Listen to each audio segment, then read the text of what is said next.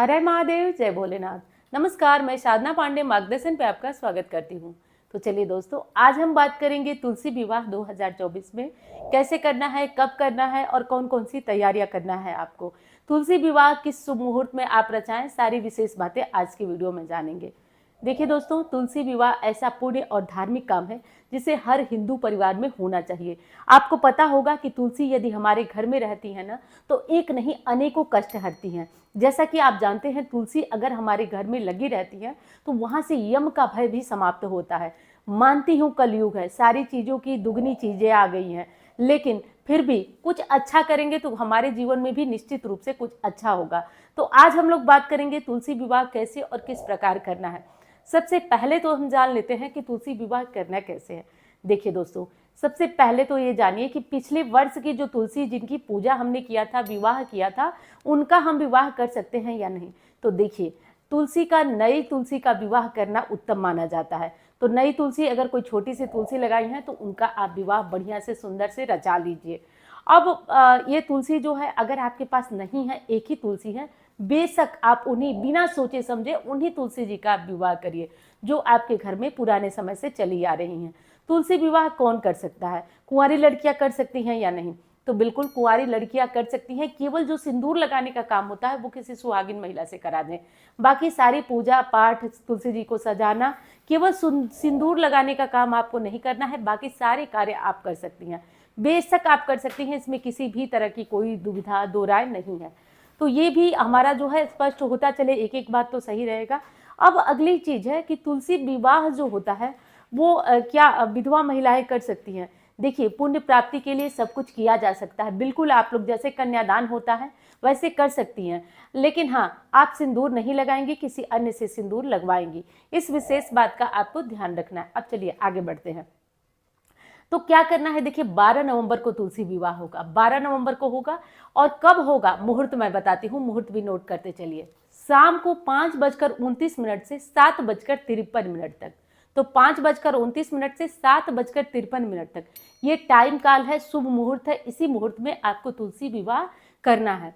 अब क्या करना है? तो देखिए, सबसे पहले तो आपके घर में एक शालिग्राम जी, एक लड्डू गोपाल जी या भगवान विष्णु की एक फोटो जरूर होना चाहिए, क्योंकि तभी आप विवाह रचा सकते हैं। नहीं है तो बाजार से खरीद लाइए। 12 तारीख को ये विवाह करना है। उसके बाद आप क्या करेंगे कि सबसे पहले तो जहां आपको तुलसी विवाह करना है साफ कर लीजिए, रंगोली बनाइए, या कुछ नहीं आता है तो आप आटे से चौका, जैसे सत्यनारायण भगवान की कथा में चौका बनाया जाता है, चौका बना लीजिए। एक जो है वो रखिए, पाटा रखिए या चौकी रखिए, और उस चौकी पे आप एक सिंहासन रखिए। अगर शालिग्राम जी हैं तो उन पर विराजमान करिए, लड्डू गोपाल जी हैं तो विराजमान करिए, या चौकी पाटे पे उनको रखिए, या फोटो है तो उनको रखिए। उसके बाद एक गमले में वहीं पे तुलसी जी को रखिए।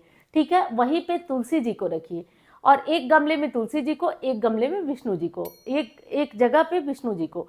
उसके बाद सबसे पहले हम क्या करेंगे, थोड़ा सा दूध और जल ले लेंगे, और थोड़ा सा दूध और जल से भगवान को स्नान कराएंगे। हो सके तो पंचामृत से स्नान कराइए। थोड़ा सा तुलसी जी पे भी छिड़केंगे। उसके बाद थोड़ी हल्दी ले लेंगे, दूध में या जल में हल्दी मिलाकर थोड़ा थोड़ा तुलसी के पत्तों पे लगाएंगे, थोड़ा विष्णु जी को लगाएंगे। उसके बाद आपको क्या करना है कि विष्णु जी को पीले वस्त्र, तुलसी जी को लाल रंग का वस्त्र, या साड़ी है तो आप साड़ी भी चढ़ा सकती हैं। तो लाल वस्त्र या साड़ी तुलसी जी को चढ़ाइए, और भगवान विष्णु को लेकिन ध्यान रहे पीले वस्त्र ही चढ़ाया जाता है। तो ये चढ़ा दीजिए। अब आप सजा लिए, हल्दी लगा लिए। अब बारी आती है पूजन की। तो पूजन में क्या करेंगे कि वहां पे छोटे छोटे गौरी गणेश, जो हर पूजा में मैं बताती हूँ, आप थोड़ा सा हल्दी ले लीजिए, उसको गीला करिए और गोल बना करके आप एक जगह रख दीजिए। एक सुपारी ले लीजिए, उस पर कलावा लपेट लीजिए और उनको गणेश जी बनाकर एक तरफ रख दीजिए। ये गौरी गणेश हो गए उसी चौकी पे, जो जिस चौकी पे आपने भगवान विष्णु को स्थापित किया है। अब ये हो गया।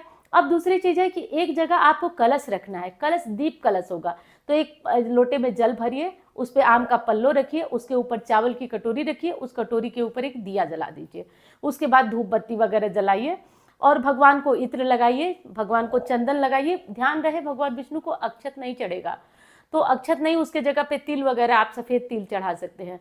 तो ये कर लीजिए। उसके बाद आपको क्या करना है कि अब आप तुलसी जी को विधिवत श्रृंगार करिए। चूड़ियां उनके पत्तों में, दो दो टहनी अगर बड़ी हैं तो आप थोड़ा थोड़ा चूड़ी पहनाइए, उनको बिंदी लगाइए और ध्यान रखिए उनकी उसके बाद आपको जब तुलसी जी को पूरी तरह तैयार कर ली, विष्णु जी को तैयार कर ली, इत्र वगैरह लगा ली, तो अब आपको क्या करना है, 2 मालाएं रखना है, फूल की 2 मालाएं रखिए। 2 माला ले लीजिए फूल की और एक माला क्या करिए कि विष्णु जी से स्पर्श कराकर तुलसी जी को चढ़ा दीजिए, तुलसी जी से स्पर्श कराकर विष्णु जी को चढ़ा दीजिए। और इसके बाद क्या करना है कि ये आप विष्णु जी के अपने हाथ में सिंदूर लगाकर कल्पना करिए, ले करके विष्णु जी की तरफ रखिए कि विष्णु जी जो है माँ तुलसी जी से उनकी शादी हो रही है, वही सिंदूर लेके तुलसी जी के सारे पत्तों पे लगा दीजिए। और सारे पत्तों पे लगाने के बाद आपको क्या करना है, एक विशेष काम और जो मैं बताना चाहती हूँ आपको। अगर आप कार्तिक स्नान कर रहे हैं, तुलसी जी का पूजन कर रहे हैं और आप कार्तिक में तुलसी जी के पास दीप दान करते हैं, तो तुलसी जी के पास जितने दिए आपके छूट गए हैं उतने दिए जलाइए और 11 दीपक अलग से जलाइए।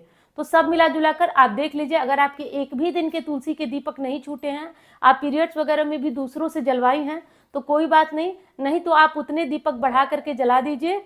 और उसके बाद आप क्या करिए, उतने दीपक आप बढ़ा के जला दीजिए, 11 या 5 अपनी तरफ से और जला दीजिए। तो 5 और 11 अपनी तरफ से और दीपक जला दीजिए, ये हो गया।